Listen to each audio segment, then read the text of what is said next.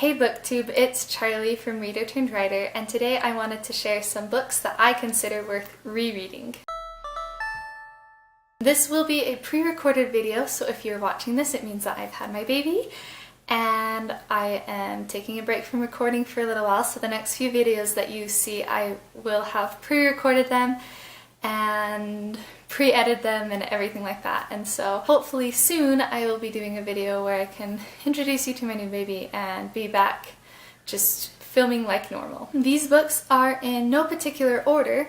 I just kind of wrote them down as I saw them on my Goodreads list. I only chose 5-star books, and I only chose books that I have reread at some point in my life and that I thought it was worth rereading them, and that I would even consider reading them again at some future point in my life. I do have them kind of organized where the first half are just kind of books, but then after that I do have some classics that I consider worth rereading. A lot of classics I think are worth rereading.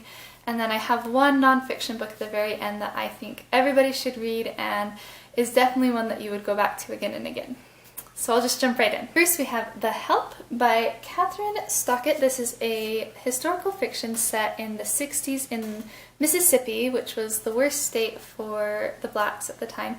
And it's about 3 women, 1 is white and 2 are black women, and they form a friendship working towards something really dangerous, like a project that's pretty dangerous because of the time that they live in with the civil rights movement and everything. And it is phenomenal. It is so good. It is so good just because of what it's about, but then it's good because of so much more than that. The friendships and the things that they face and just the courage that they have is amazing to me. I reread it pretty recently and I would not hesitate to recommend it as a first-time read or as a reread. Next I actually have 2. We have Enchanted and Fairest by Gail Carson Levine. I read a few books by Gail Carson Levine, but there are a lot more that I actually want to read by her because I've only read a few, but these are the 2 of hers that I've read that I absolutely loved and I thought were way worth the reread. This is a Cinderella retelling, basically, and it is so good. The main character is just fabulous. I love Ella in this book. I love the print. I love just everything about it. The world building in it is super, super great. It was one of my favorite books growing up and I just can't talk enough about it. So I've reread it more than once, but I have reread it as an adult and loved it just as much as I did as a child. Fairest is about a girl who is basically really ugly and considers herself ugly, but she wants to be pretty, but she has a very beautiful singing voice. And of course there's a romance and there's a really beautiful lady in it that you absolutely hate, and there's a lot of twists and turns in it, and it's actually in the same world as Enchanted, so that's really fun, and I loved it, both the first time I read it and as a reread. Next I have just kind of an author, Brandon Sanderson. I have reread all of Brandon Sanderson's books at least one time, and he has a lot. He writes fairly quickly. He usually publishes at least 2 books or a novel and novella every single year, even when they're huge, like Stormlight, which are like gigantic. This is the latest of his Stormlight book and it is just a gigantic book. He still manages to finish a lot of books really fairly quickly, and they're all well worth reading and rereading, and I would especially recommend rereading things in the Cosmere. He has some books that are just kind of in their own universe, or like in our universe but different, you know, kind of things. But he also has a lot of books set in what he calls the Cosmere, which is a universe where they're all set in the same universe even though they're all on different planets or different things like that. And he's going to tie them all together, but you can read them separately. But I love to reread the Cosmere books and try and catch things that I didn't catch before and try and figure out who certain characters might be from other books and things like that. Then we have The Hobbit and The Lord of the Rings by JRR Tolkien, and these are both fabulous, fabulous books. The Hobbit is not a very long book, and so it's pretty easy to get through. The Lord of the Rings is a little bit longer and slow moving at times, but there is so much in them about friendship and loyalty and courage and bravery and all of those wonderful things that we love to read about, and it's an adventure story, and I love the world building. Obviously JRR Tolkien spent years and years and years building the world and everything, and so it's just a magical book to dive into, whether it's the first time or a reread. Next I have The Alliance by Gerald and Lund. This is actually my husband's favorite book. It is a dystopian novel, basically set after World War III, and it is so good. It really talks, and one of the main themes in the books focuses on the idea of freedom and what we have rights to, and the ideas that they talk about and discuss are just so deep and so profound. There's also a very strong emphasis on family and love, and I love that emphasis on family ties. And if you're going to read a dystopian novel, this is actually a really good one to pick up, even though the cover looks kind of odd. I don't own this book currently, but next I chose The Witches by Roald Dahl. I absolutely loved this book. If you've only seen the movie and not read the book, forget about the movie and read the book, because the book is 10 times better. I have reread it as an adult after having read it many times as a child, and I just thought it was brilliantly written and such a great book and so fun. Then we have another author, Shannon Hale. I've read quite a few books by Shannon Hale, but she still has a ton that I haven't read yet that I do want to get to eventually. But the 3 of hers that I've read that I would really recommend as rereads, one of them is this one, The Princess Academy. It actually has 2 more in the series, but this one's my favorite. I gave this one 5 stars and the next 2 only 4, but I absolutely loved this one. I have read it more than once, reread it more than once, and just absolutely loved it. I love the themes of friendship, and I love the main character, and I just really, I love the focus that it has on learning to read and how important that is and the power that it gives you. And the world building in it is actually really, really good as well. Another one by Shannon Hale is The Goose Girl, which is actually a fairy tale retelling, and it's really good. It's also part of a series, but I like the first one the best, and after rereading it, I still like the first one the best. The Goose Girl is absolutely brilliant.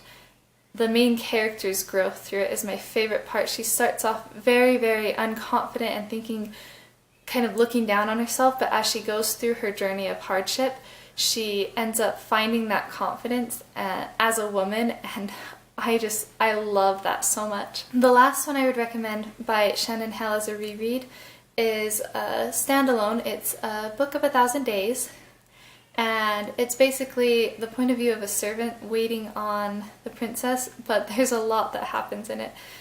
They start off locked in this tower, and then they have to escape from the tower, and the story is beautiful, and it's very quick because it's written in diary type format, and so it's a really quick read, but it's the kind of read that I don't want to get up from even as a reread. Then I had to include Narnia by C.S. Lewis, because every time you read the Narnia series, every time I read the Narnia series, I find more in it, and it's such a deep book to me. Even though it's a children's series, it has so much in it that I just absolutely love. And of course this video would not be complete if I did not include Harry Potter, because even though I loved it as a child, it is such a good book for adults as well, and the writing in it is so great. The characters are brilliant, the friendships and the relationships and the interactions between all the characters is phenomenal, the dialogue is clever, the mysteries are so well done, the world building is magical, and you can just escape into it. And even though I might be slightly biased because I loved it as a child, I still think that Harry Potter is such a good read as an adult, whether you've read it before or not. And then the last book I wanted to include is Flipped by Wendelin van Draanen. And this is my favorite middle grade book. I absolutely love this book. It's a middle grade contemporary about this girl who has this crush on this boy until they get older, and then it kind of flips, and it's just so funny. But all throughout it, there's just so much in it that the more you read in it, the more you get out of it and become a better person, and I absolutely love Flipped. Now on to the classics. I wanted to include A Little Princess here. I reread this after I'd gotten married, and I was blown away. I didn't really remember the book from my childhood. I mostly just remembered the movie, and I was blown away by the changes that they'd made and just how good the book is and how pure and simple and just moving A Little Princess is as a book. I also wanted to include Heidi. This was one of my favorite books and movies growing up. I really, something about it, I really connected with Heidi.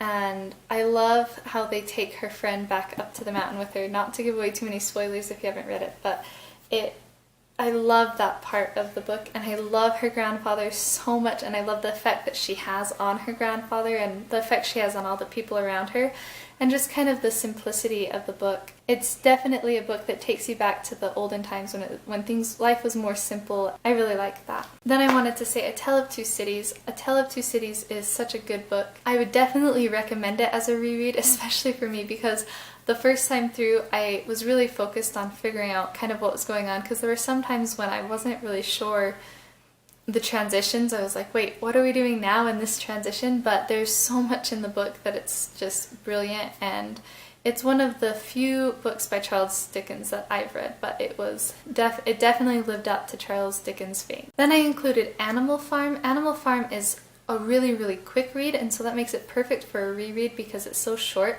but it has so much packed into it that every time you read it, you're going to be able to pull out more and understand it from a different standpoint. And I also think it just talks about a really important idea, especially for today when governments and politics and everything feel so crazy. It's really, really good to read a book like Animal Farm and get some perspective on politics and different things like that. I also included Pride and Prejudice, of course, and I actually think all of Jane Austen's books are worth a reread, although I haven't reread all of them. Pride and Prejudice is one that I've reread more than once because of the complexities of the relationship and just the themes of the pride and the prejudice and all of the different aspects of the book.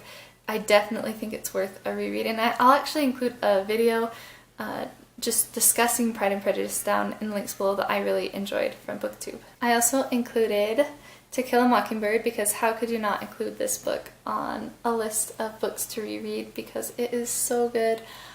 This has got to be one of my favorite classics that I've ever read. The ideas that it discusses in here, just the idea of prejudice and treating each other fairly and kindly and not being afraid of each other because of differences, and just the hidden meanings behind Boo Radley and everything. I just absolutely loved this book, and every time I read it I feel like I get more out of it and it makes me a better person. I also had to include Anne of Green Gables because how could you not? Again, Anne is one of the most brilliant characters ever written. She is the best role model ever, and so every time you read this book, just because you're reading about Anne, you're going to become a better person. And then it just, the characters in it are so brilliant, and the story is brilliant, and just the childhood imagination and everything about it is so good that rereading Anne of Green Gables, you can never go wrong with it. The last classic I chose to include is Charlotte's Web by E.B. White, and I chose this one because it is one of my very favorite classics. It is my favorite children's classic that I have read.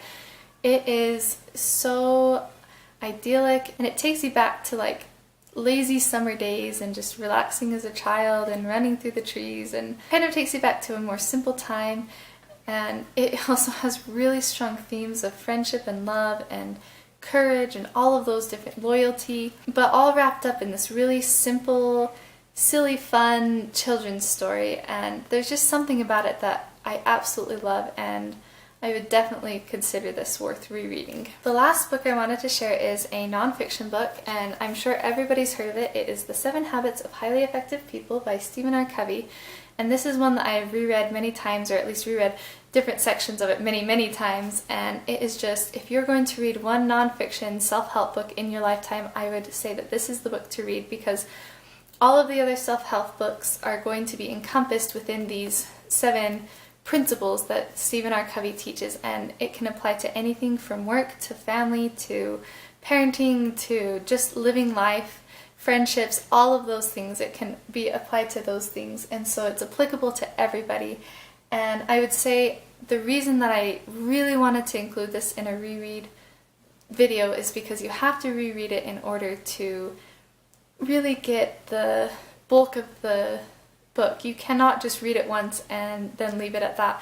In order to really effectively incorporate these principles into your life, you're going to have to come back and reread and try and work these principles into your life a little bit at a time as you become a better person. And so I really wanted to include this book. So those are just some of the books that I would consider worth rereading. Of course, that's not all of them. There's no way to make a comprehensive list, but let me know in the comments below what some of your books are that you would consider worth rereading. I'd be really interested in knowing whether I've read them or not, and if I haven't, I would definitely go check them out. Thanks for watching my video. I'll see you in the next one.